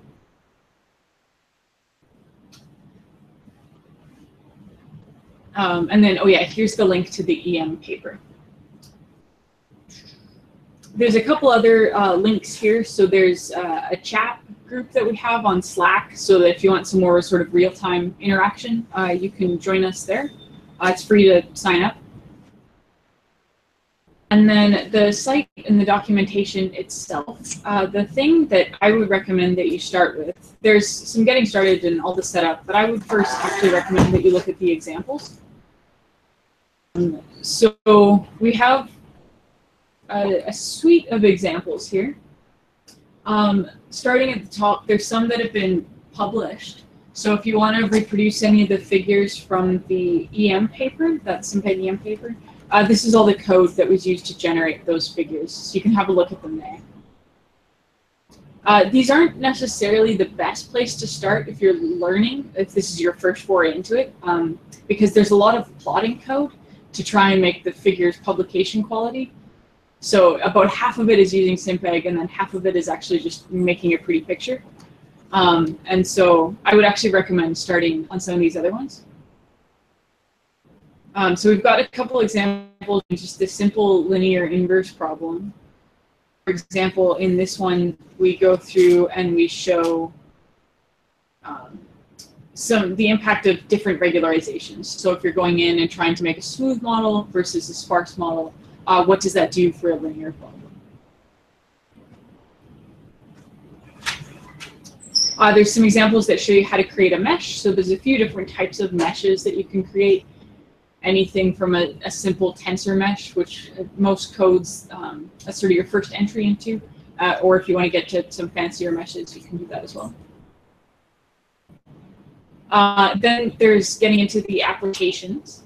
So we've got examples for gravity. This is a nice one. This was published by Craig Miller. So this is a field data set that he inverted. And there's a couple examples with magnetics as well. With DC resistivity, frequency domain EM, natural source EM, so if you want to do some magnetotelluric modeling, especially in 1D, these are some examples you can do. Time domain EM, there's some fluid flow for Buenos zone flow.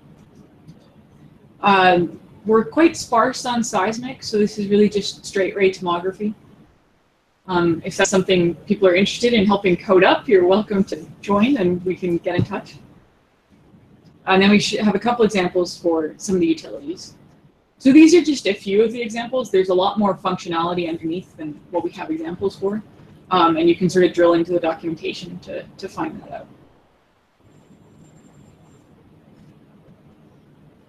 So that site, again, is just simpeg.xyz.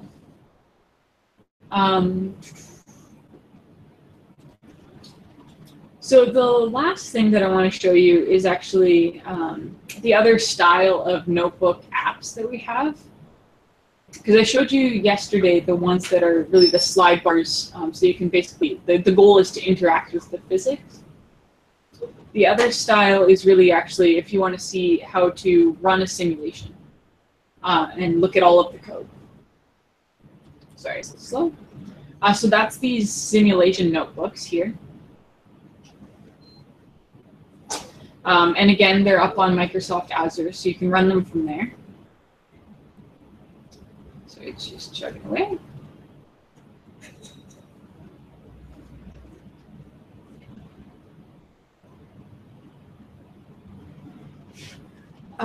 And so I won't actually run any of these because we don't really have time to do that today. But some of these you can go through and actually reproduce a few of the figures you saw, and you can actually see generate them. So for example, the frequency domain sounding over a sphere. We have it in frequency, and then there's also an example in time. Here we actually have, and this is something I would recommend looking at if you are doing inversions and want to get a better handle on some of the choices and the impact of the choices in the inversion, like your regularization parameters, where you choose to stop the inversion.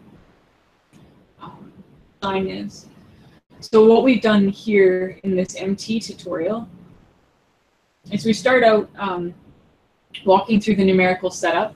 So if you're interested in actually taking a set of continuous equations and figuring out how to make those discrete, code that up, and run a simulation, that's what this example shows.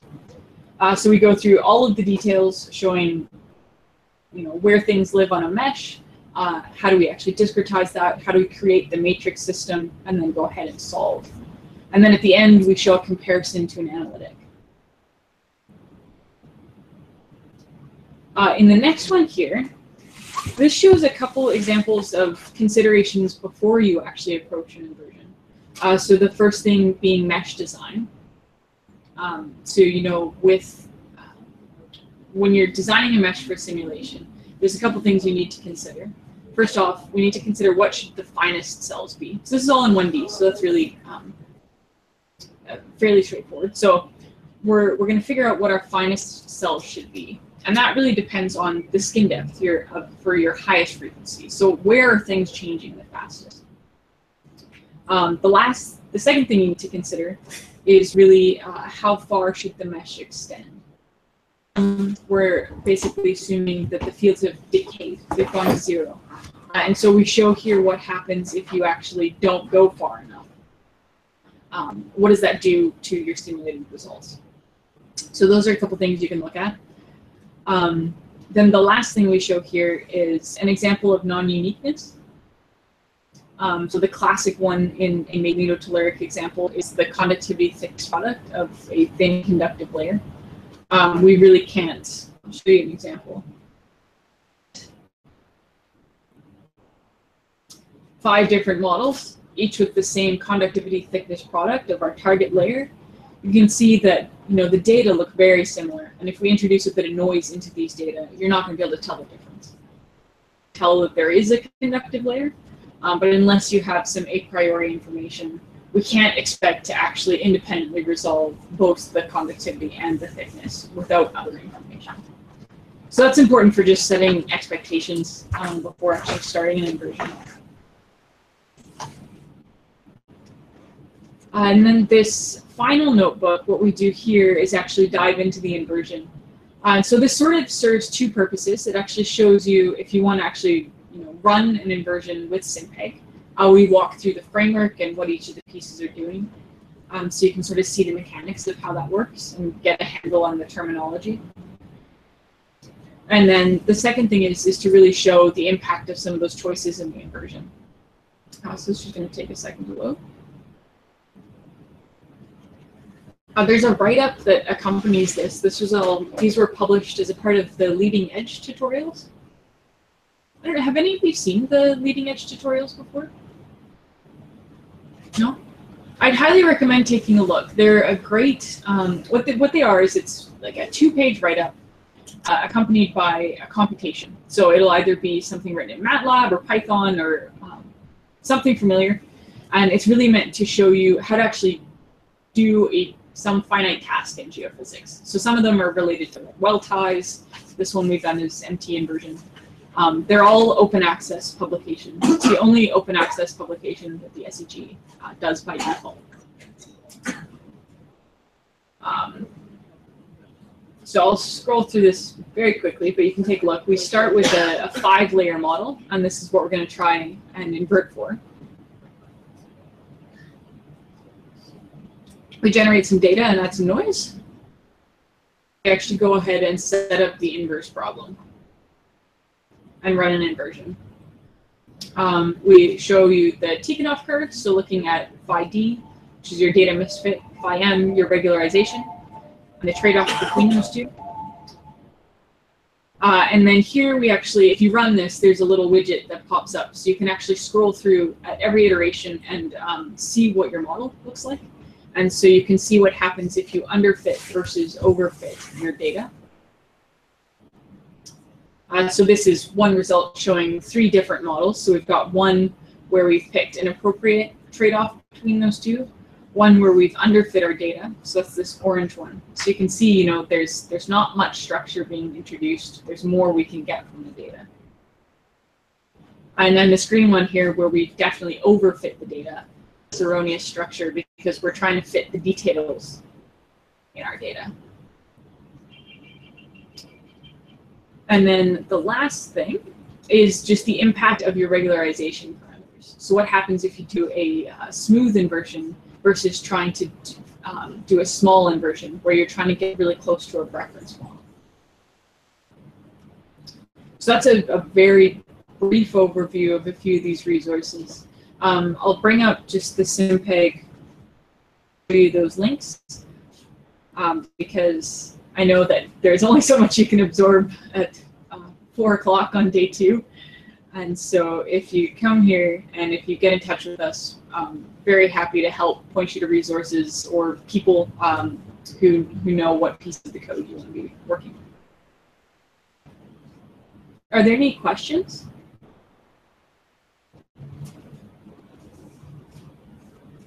No? We're on with it.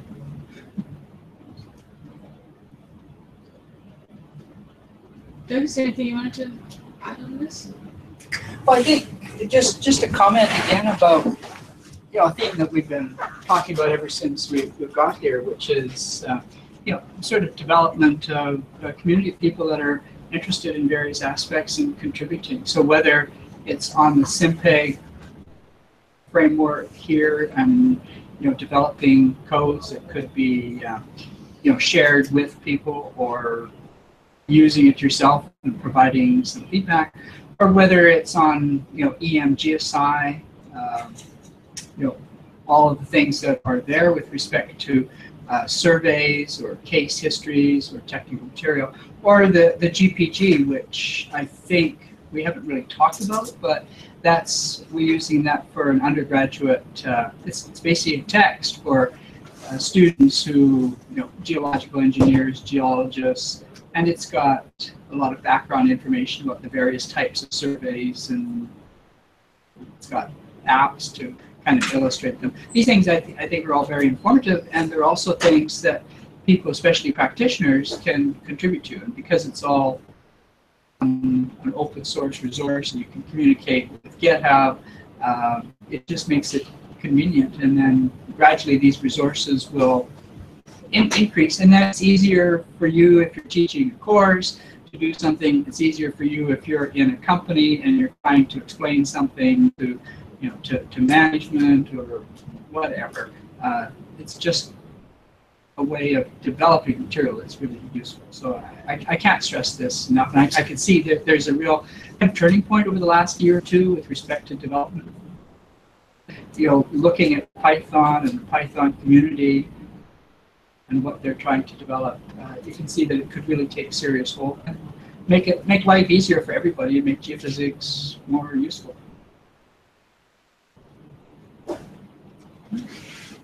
Anyway, that's great. Well, we thank you guys all for coming, and we hope that you have success in using electromechanics to do something.